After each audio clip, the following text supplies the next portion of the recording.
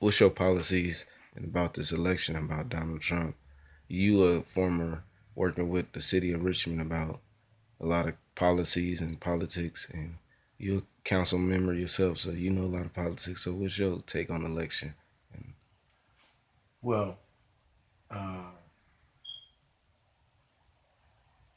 when the question comes up about what is Donald Trump's policy uh, on various issues, say immigration um, or other such issues, the answer is always, well, we have to wait to see what his policies are going to be. Um, well, how is Donald Trump going to deal with Cuba? Well, we have to wait to see what his policies are going to be. What about Donald Trump's too close a relationship with Putin?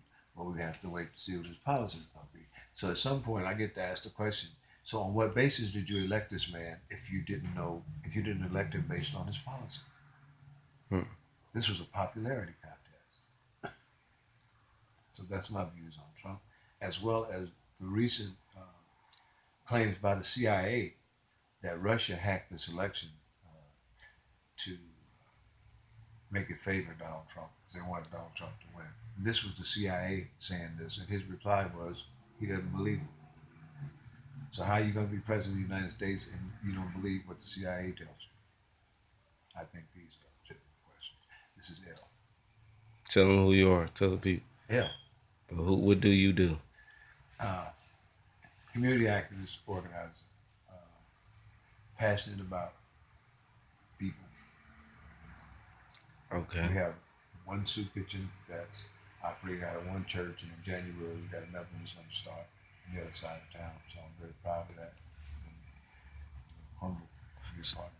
So my question is, what do you think Donald Trump is going to do for the African American community? I think that Donald Trump is the best thing that could have ever happened to the African American community because we can just stop even looking to Washington for any kind of help. And when Washington comes to California, it's going to be to take back some of the shit that they gave us. So we need to be real clear about that and be real clear on our financial pipelines, where our resources are going to come from. And they're going to come from our genius and our creating business opportunities and working together in concert and financially. Why don't black churches have credit unions? You know, members should be able to put their money in a credit union. You know, since you put it in offering, why not have a credit union? So we have to start thinking in those kinds of ways. Okay. What about what do you think about Donald Trump and the Mexican community, Spanish community? I think, What do you think he's gonna do for well, let them? me answer that question because it became clear to me, I think, after the election that because he had this bizarre policy of building this higher fence and of deporting 10 million that's already uh, here, it became clear to me that the people that this election impacted the most, for a large part, could not vote. So they had to sit on the sidelines and hope that somebody else could vote to represent their interests. Isn't Hmm. that bizarre? Yeah. So I just think that the man will. America is going to have to suffer through this presidency. America made a tragic mistake. Uh, and I said that, if you remember when the election first started, I told you Donald Trump is a salesman. These cats are politicians. And he'll sell you a dream. And that's what he did. And it's evident now because now don't nobody know what his policy is, but we elected him as president for some reason. So do you think he likes black people and Mexican people, Hell or no, come on. As long as he can use you to work in his hotels and shit, you know. so we basically He just doesn't, listen, the man never held an office. I mean, not local city council. Uh, he never held the office. And he went from a private citizen to president of the United States. I mean, it seems like they would want you to have some kind of political experience in order to lead the, hmm. but he didn't. So So do you think again, I just think that This is a blessing in disguise because we really got to start looking to each other. And this ain't no time to play. We got to stick together. Yes, we do. You know, I think he's coming after the health plan, the Obamacare plan. He's coming to cut that back. I think he's coming to cut back the increases that we get on our COLA for people on Social Security. You know, um, and try to cut back the amount that you get. He's coming. He's coming to take from us. There's nothing that Donald Trump has for us. Even though they talk about we can work with him because he's talking about rebuilding the infrastructures and the roads and shit. But who gonna get all them jobs? Is they gonna be black? Mm. I don't think so. That hasn't been our experience here in Richmond. Mm. Every project you saw on Barrett and every major street, there may have been one black on the job site. Mm. So you think Donald Trump is gonna build a wall? Actually, I don't even think like that. My conclusion is that Donald Trump is going to self-destruct. I don't know if this was true or not, but I was told that there was a conversation between Donald Trump and Barack Obama.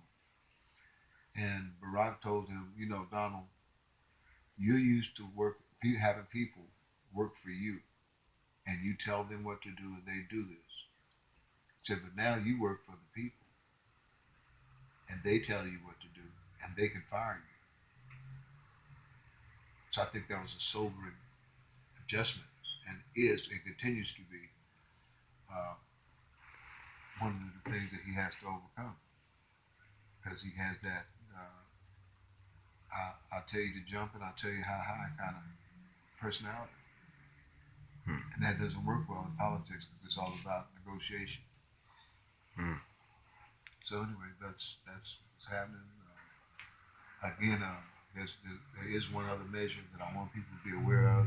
It was vetoed by Governor Jerry Brown. It's Measure 1052. And Measure 1052 says there was an incident where a cop took a 13-year-old kid out of class, did not notify the parents, took him down, interrogated him for several hours, and the kid confessed to a murder that he didn't commit. This young man was in jail for 3 years before it became clear that he was totally innocent of these charges. So 1052 says that any time the police take a minor into custody, the parent has to be notified because that child has as much a right to legal representation as any adult does. And by circumventing the parents, you often don't get that legal representation. So Bill 1052, it will come up again. I don't know if it will come up in that form. Take a look at it, and we need to organize around that to save our children. All right, anything else that's coming up in the community? Well, I'm glad we got Prop 57 passed. Excuse me. Prop 57 said that no longer could a prosecutor determine whether or not a minor gets charged as an adult or a juvenile. That now that case goes back to juvenile court. And having been working in group homes for a number of years, one of the things I became aware of is that a juvenile judge has an array of service providers at his disposal that he can look at a case individually and say, this kid hasn't been in any trouble before, so maybe this program over here would help correct this behavior problem. Superior Court judge only determines whether you're going to go to Folsom, San Quentin, or High Desert.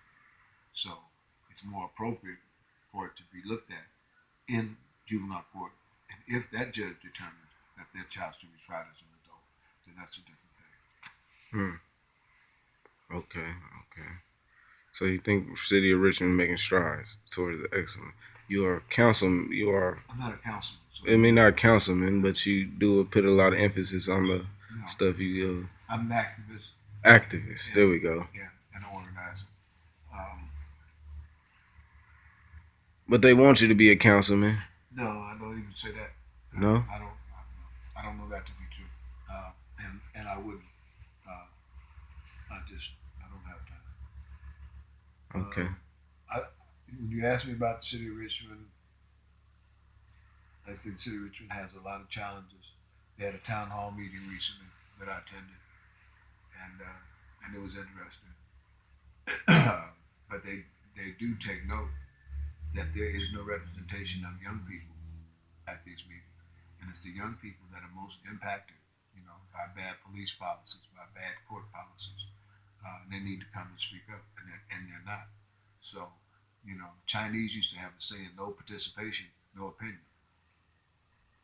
So you don't speak up about your interests, guess what? Your interests don't get represented. Let's go for all states. It's not for Richmond. Yeah. Every city, every black man has to speak up.